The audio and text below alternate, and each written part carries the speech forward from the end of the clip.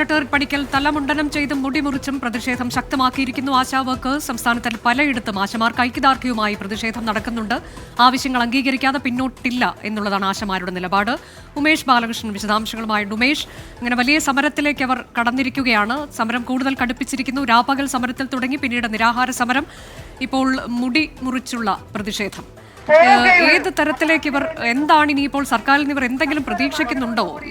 ഈ തരത്തിലേക്കൊരു നിലപാട് സർക്കാർ സ്വീകരിച്ചിരിക്കുന്നു എന്നുള്ളത് വരും ദിനങ്ങളിൽ അതിൽ എന്ത് മാറ്റമുണ്ടാകുമെന്നാണ് ഇവർ കരുതുന്നത്?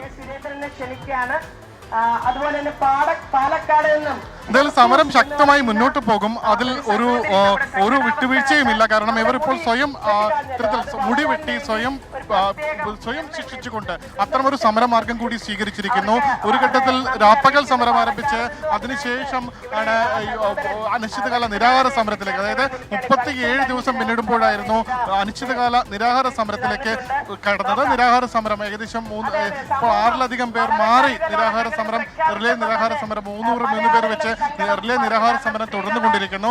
അത് 50-ാം ദിവസം സമരം പൂർത്തിയാകുമ്പോഴാണ് സ്വയം ശിക്ഷ ഏറ്റുവാങ്ങിക്കൊണ്ട്, അല്ലെങ്കിൽ സ്വയം ആ ഒരു പീഡനം ഏറ്റുവാങ്ങിക്കൊണ്ട് മുടി മുറിച്ചുകൊണ്ടുള്ള ഒരു സമരത്തിന് സെക്രട്ടേറിയറ്റിന്റെ നട വേദിയായിരിക്കുന്നത്. എന്തായാലും അത് അത്രത്തോളം രൂക്ഷമായി തന്നെയാണ് അവരുടെ ആ പ്രതികരണം, അല്ലെങ്കിൽ അവരുടെ ആ പ്രതിഷേധം ഇപ്പോൾ രേഖപ്പെടുത്തിയിരിക്കുന്നത്. നിരവധി പേർ ഈ സമരത്തിൽ, സമരക്കാർ മാത്രമല്ല ഈ ഒരു പ്രതിഷേധത്തിന്റെ ഭാഗമാകുന്നത് എന്നുള്ളതാണ് ഈ ഒരു സമരത്തിന്റെ പിന്തുണ എത്രത്തോളം ഉണ്ട് എന്ന് വ്യക്തമാക്കുന്നത്. ഓരോരുത്തരും, അതായത് വഴിയെ പോകുന്നവർ പോലും എത്തി ഇവർക്ക് ഐക്യദാർഢ്യം അർപ്പിക്കുകയും ഐക്യദാർഢ്യം അർപ്പിച്ച് മുന്നോട്ട് പോവുകയും ചെയ്യും. ചേച്ചി, സുഹൃത്തുക്കളെ, കഴിഞ്ഞ 3 തവണ ഈ സമരപന്തലിൽ വന്നപ്പോൾ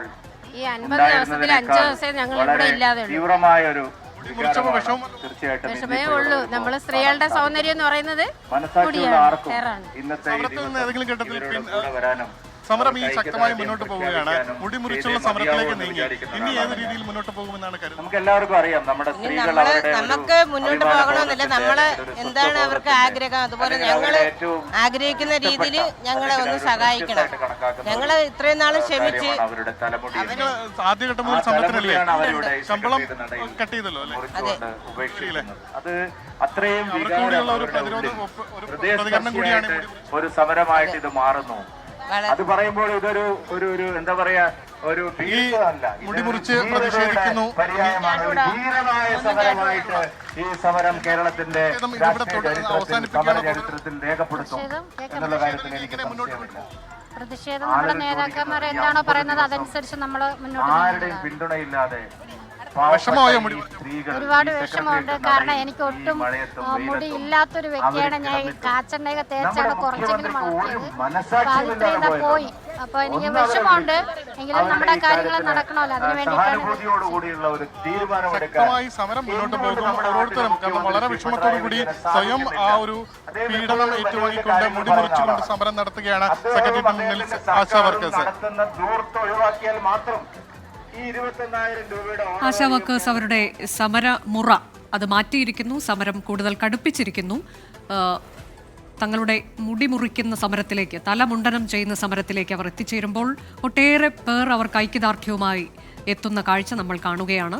വിവിധ മേഖലകളിൽ നിന്നുള്ളവർ അവർക്ക് ഐക്യദാർഢ്യവുമായി അങ്ങോട്ടേക്ക് എത്തുന്നു. തിരുവനന്തപുരത്ത് മാത്രമല്ല ഈ ഐക്യദാർഢ്യ പ്രകടനം കാണാൻ കഴിയുന്നത്, വിവിധ ജില്ലകളിൽ ഇത് കാണാൻ കഴിയുന്നുണ്ട്. അതിലേറ്റവും പ്രധാനമായി അങ്കമാലിയിൽ BJPയുടെ 3 കൗൺസിലേഴ്സ് അവരുടെ തലമുണ്ടനം ചെയ്തുകൊണ്ട് ഈ ആശാ വർക്കേഴ്സിന് ഐക്യദാർഢ്യം അർപ്പിക്കുകയാണ്. കേന്ദ്ര സർക്കാർ ചെയ്തു കൊടുക്കേണ്ടുന്ന ചില ആവശ്യങ്ങൾ കൂടി ഇവർ ഉന്നയിക്കുന്നുണ്ട്. എന്നാൽ അതിൽ കേന്ദ്രവും കൃത്യമായൊരു നിലപാട് സ്വീകരിച്ചിട്ടില്ല എന്നുള്ളതും ശ്രദ്ധേയമാണ്.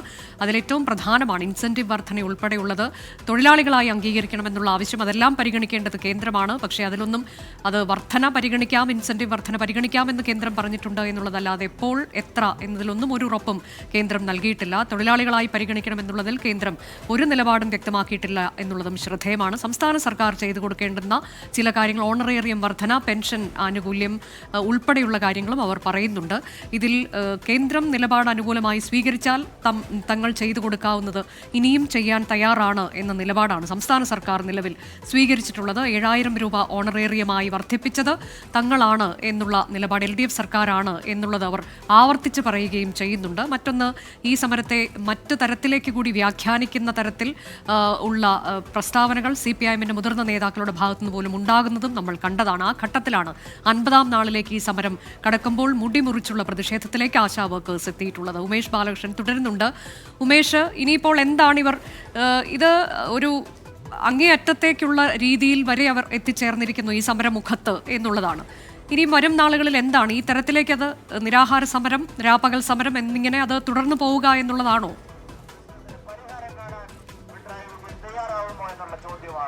എന്തായാലും ഇവരുടെ മുന്നിൽ ഈ സമരം നിർത്തുക എന്നുള്ള ഒരു ആലോചനയും നിലവിലില്ല.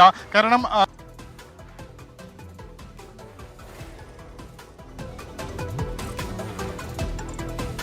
ഒന്നിലേറെ ആവശ്യങ്ങളാണ് ഇവർ ഉന്നയിക്കുന്നത്. ആ ആവശ്യങ്ങൾ അംഗീകരിക്കാതെ പിന്നോട്ടില്ല എന്നുള്ള അവരുടെ നിലപാട് അത് അവർ ആവർത്തിച്ച് വ്യക്തമാക്കുകയാണ്. മുന്നോട്ട് എങ്ങനെ പോകും, ഇനി ഏത് തരത്തിലേക്ക് സമരപരിപാടികളുമായി മുന്നോട്ട് പോകുമെന്നൊക്കെയുള്ളത് തങ്ങളുടെ നേതാക്കൾ പറയുന്നത് പ്രകാരം മുന്നോട്ട് പോകുമെന്നതാണ് അല്പസമയം മുൻപൊരു പ്രവർത്തക നമ്മുടെ പ്രതിനിധി ഉമേഷിനോട് വ്യക്തമാക്കിയത്. ഏതായാലും അത്തരം കാര്യങ്ങളിലൊക്കെ ഇനി വ്യക്തത വരാനുണ്ട്. ഉമേഷ്, തുടരൂ.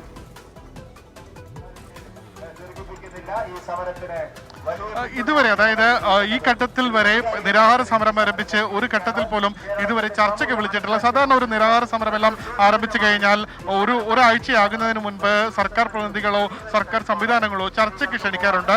അത്തരത്തിൽ ഈ സമരത്തെ പൂർണ്ണമായി അവഗണിച്ച് സർക്കാർ മുന്നോട്ട് പോവുകയാണ്. ഇതിന്റെ ഘട്ടത്തിൽ 2 തവണ ആരോഗ്യമന്ത്രി ചർച്ചയ്ക്ക് വിളിച്ചു. 2 തവണ ആരോഗ്യമന്ത്രി ചർച്ചയ്ക്ക് വിളിച്ചപ്പോഴും ഇവരുടെ പ്രധാനപ്പെട്ട ആവശ്യമായ മിനിമം കൂലി, അതായത് 700 രൂപ മിനിമം കൂലി ദിവസവേതന അടിസ്ഥാനത്തിൽ ജോലി ചെയ്യുന്ന ഒരാൾക്കാണെങ്കിൽ പോലും സർക്കാർ അംഗീകരിച്ച മിനിമം കൂലി അത് നൽകണമെന്നുള്ള ആവശ്യവും വിരമിക്കൽ ആനുകൂല്യമായി 5 ലക്ഷം രൂപ നൽകണമെന്നുള്ള ആവശ്യവും അംഗീകരിക്കാൻ പോലും സർക്കാർ തയ്യാറായില്ല. അല്ലെങ്കിൽ അതേക്കുറിച്ച് ചർച്ച നടത്താൻ പോലും ആരോഗ്യമന്ത്രി തയ്യാറായില്ല. ഇതേ തുടർന്നാണ് വീണ്ടും സമരം.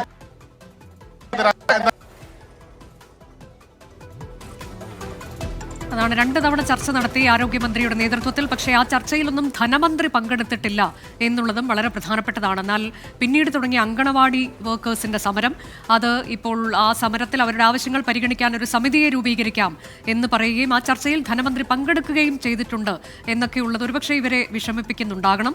ആശാ വർക്കേഴ്സിന്റെ സമരം 50-ാം ദിവസത്തിലേക്ക് കടന്നിരിക്കുമ്പോൾ മുടിമുറിച്ചുള്ള പ്രതിഷേധത്തിലാണ് ഇന്നവർ ഏർപ്പെട്ടത്. വളരെ വിഷമത്തോടെയാണ് ഇങ്ങനെ ഒരു സമരത്തിൽ തങ്ങൾക്ക് പങ്കെടുക്കേണ്ടി വന്നത് എന്ന് പല ആശമാരും തുറന്നു പറയുകയും ചെയ്യുന്നുണ്ട്. ഇനിയെങ്കിലും സർക്കാരിന്റെ കണ്ണ് തുറക്കും എന്നുള്ളതാണ് അവരുടെ പ്രതീക്ഷ. വിവിധ ജില്ലാ കേന്ദ്രങ്ങളിൽ ഉൾപ്പെടെ ഇവർക്ക് ഐക്യദാർഢ്യവുമായി പലരും രംഗത്ത് വരുന്നു. അതിൽ BJP കൗൺസിലർമാർ മുടിമുറിച്ചുള്ള പ്രതിഷേധത്തിൽ ഏർപ്പെടുന്നതും നമ്മൾ കണ്ടു.